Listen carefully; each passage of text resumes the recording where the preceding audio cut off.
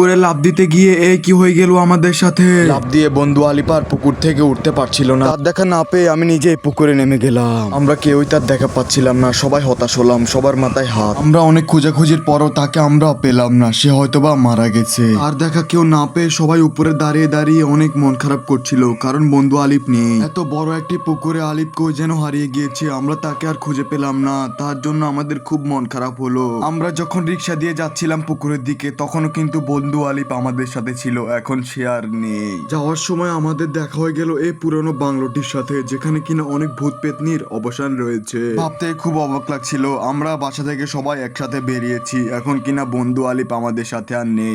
আমি তার দুঃখে কিন্তু অনেক দুঃখিত। আমি তাকে বলেছিলাম, বন্ধু লাফ দিস না, লাফ দিস না। সে একটি লাফের সাথে তার জীবনের অবসান ঘটে গেল। ইন্না লিল্লাহি ওয়া ইন্না ইলাইহি রাজিউন। বন্ধু আলিপের আর কোনো খোঁজ পাওয়া যায়নি, তো এখন আমরা ওকে এখানে ফেলে আমরা চলে যাচ্ছি।